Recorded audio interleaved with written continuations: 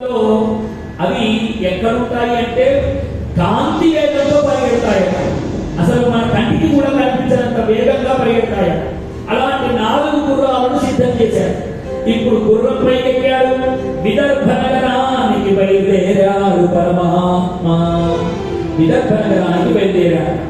ఇక్కడ ఇలా జరుగుతూ ఉంటే పుణ్య నగరం లోపల పెళ్లి పనులన్నీ తప్పెట్టు తాళాలు మోగుతూ ఉన్నాయి. ఎదురుకోట ఉత్సవం ప్రారంభమైంది. ఎదురుకోటకి భీష్ముడు ఆ యొక్క శిశుపాలుని, జరాసంధుడిని, మిగిలిన వాళ్ళందరినీ స్వాగతం పలుకుతూ ఉన్నారు. అలా స్వాగతం పలుకుతూ వాళ్ళ మీద అగరు చందనాదులన్నీ చల్లుతూ ఉన్నారు.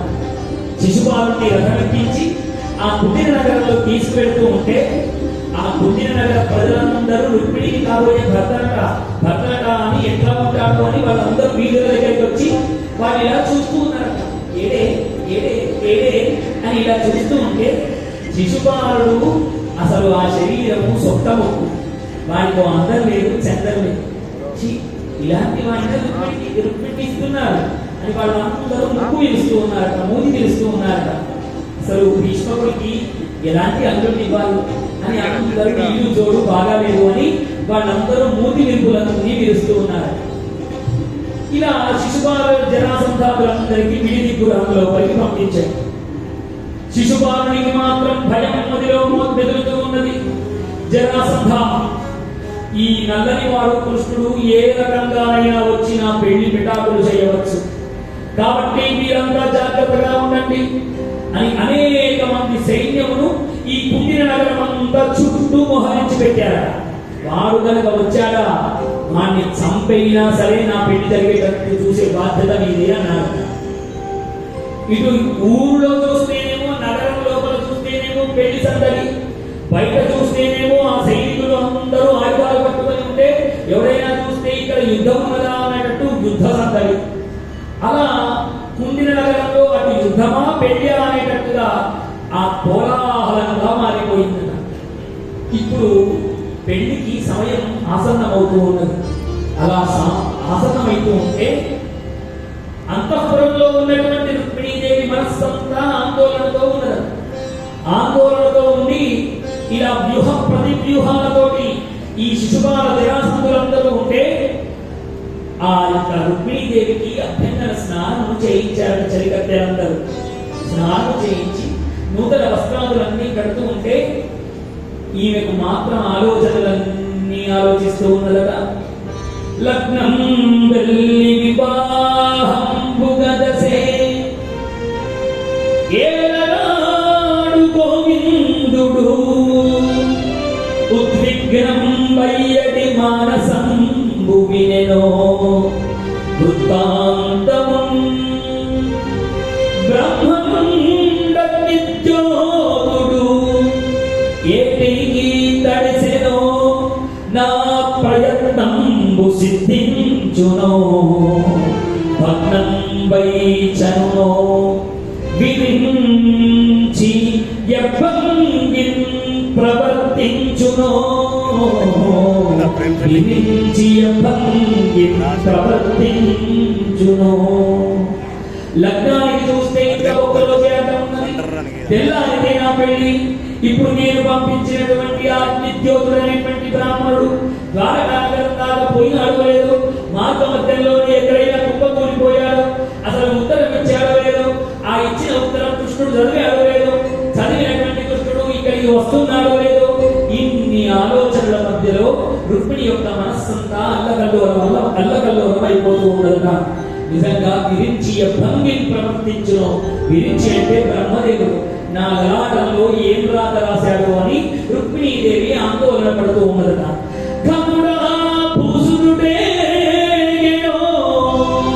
నడుమ మార్గశ్రాంతుడై చిక్కెనో. ఘనుడైనటువంటి ఆ బ్రాహ్మణుడు వెళ్ళాడో లేదు, మార్గ మధ్యంలోనే అలసిపోయి పడిపోయాడు. విన్న కృష్ణుడు అది నిజమని అనుకున్నాడో లేదు, నన్ను ఏ విధంగా స్వీకరించాడు, ఇలా ముక్కు మొదటి తెలియని పిల్ల రాసిందని నా శీలాన్ని శంకించాడేమో అని ఇలా అనేక రకాలుగా ఆందోళన పడుతూ ఉన్నదట. అలా పడుతూ ఉంటే ఆమె ఆలోచనలు ఒక్క కొలిక్కి ఎన్నటికీ రావడం లేదట.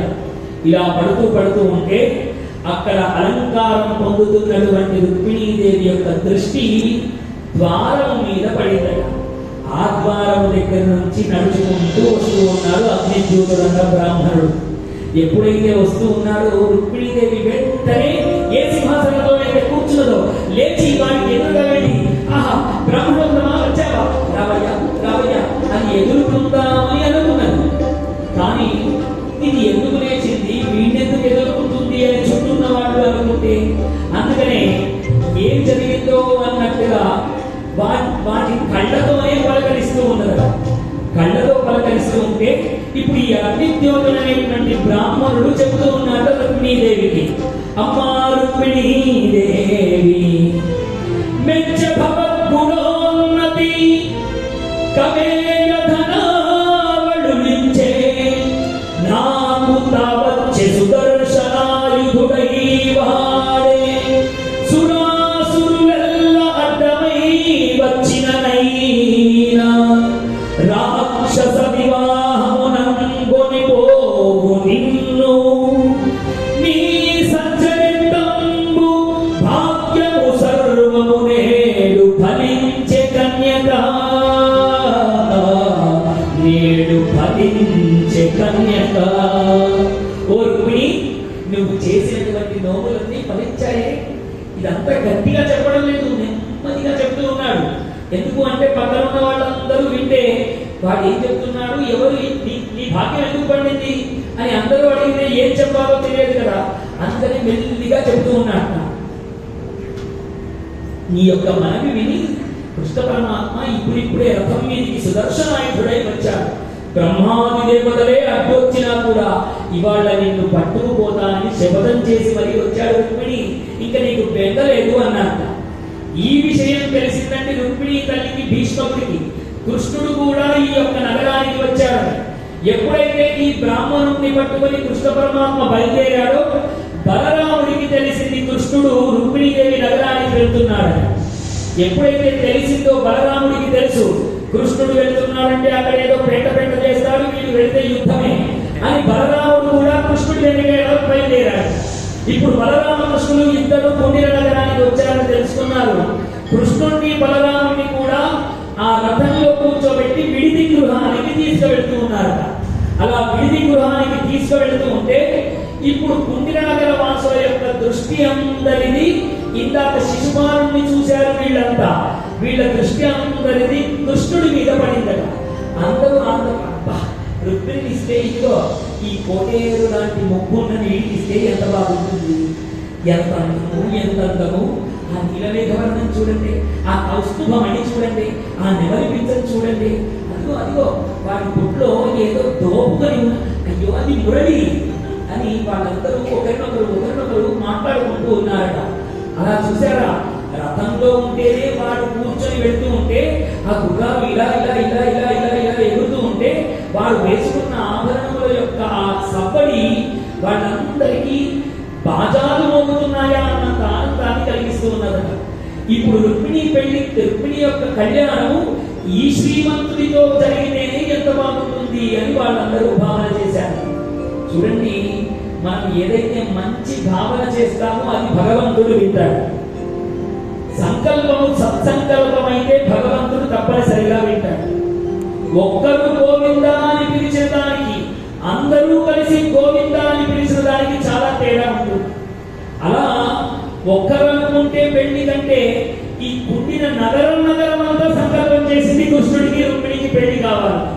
అందుకనే ఇప్పుడు రుక్మిణి కళ్యాణం జరగబోతోంది. జయ గోపాలకృష్ణ భగవానికి, గోపాలకృష్ణ భగవానికి, గోపాలకృష్ణ భగవానికి. ఎంతమంది సిద్ధంగా ఉన్నారంటే రుక్మిణి కళ్యాణం చూడడానికి? అందరూ సిద్ధమేనా? మరి కళ్యాణము చూద్దాము రండి, మనం అందరం చూడాలి కదా. అందరం కూడా పరమాత్మ కళ్యాణానికి మనం కూడా వేదిక పైకి చక్కగా పరమాత్మ కళ్యాణాన్ని వాడు ఎట్లెట్లా తీసుకువెళ్తున్నాడో ఆయన వేదగానే